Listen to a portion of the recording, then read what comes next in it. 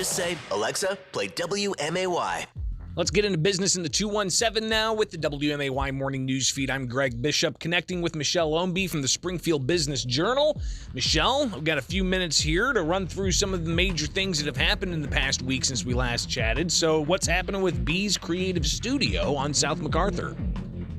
Well, we've got a couple new artistic endeavors coming to Springfield. As you mentioned, Bee's Creative Studio is going to be opening the first part of March on South MacArthur. This is kind of right at the Wabash-MacArthur curve. It's the building right next to Penny Lane.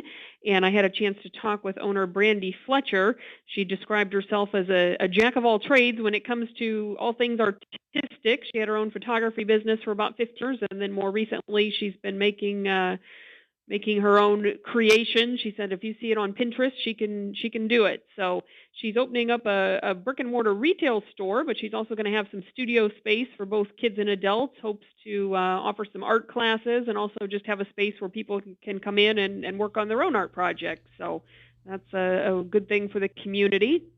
We absolutely love fostering that artistic expression here in Springfield, and I love seeing these types of things all across the spectrum, be it the paintings or sculpture or dance or theater, so on. It's good to see that. So Bee's Creative Studio opening on South MacArthur Boulevard. We'll be watching that space.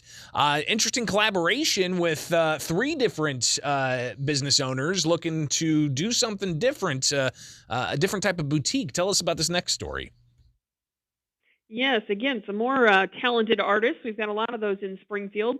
So as you said, three different female small business owners have teamed up. We've got Callie Estes, who's the owner of Joe Jewelry, Courtney Wright, who owns Cloth and Oak, and then Jessica Lynn, who has two different businesses in Jacksonville, Greenhaven Company and One Naughty Maker, all various types of artistic endeavors.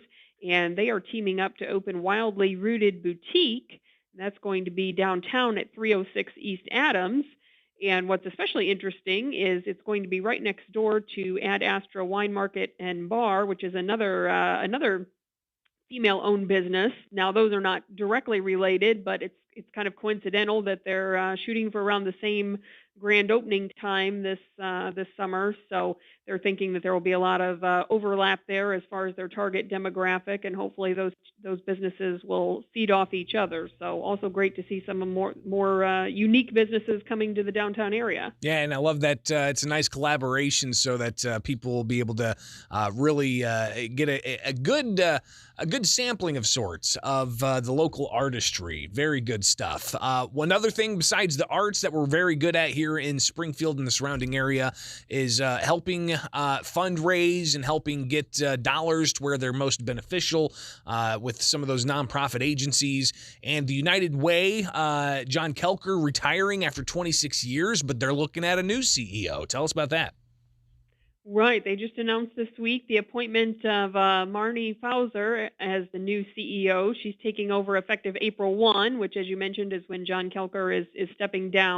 He actually had announced his retirement quite a while back, to allow for a transition period there. And she's certainly very well versed in the nonprofit sector. She's been with Salvation Army for the last number of years in different administrative and management roles. So already a well-known name in the local nonprofit world. But yes, our United Way is involved in a lot of different things, from housing to education to working with a lot of the other organizations. So we wish her well in her new role.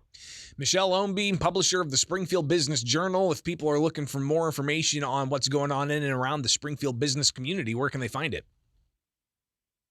Definitely get online at springfieldbusinessjournal.com. You can sign up for BizBites, which is our weekly newsletter, and that's free of charge to just get a roundup of what's happening around town.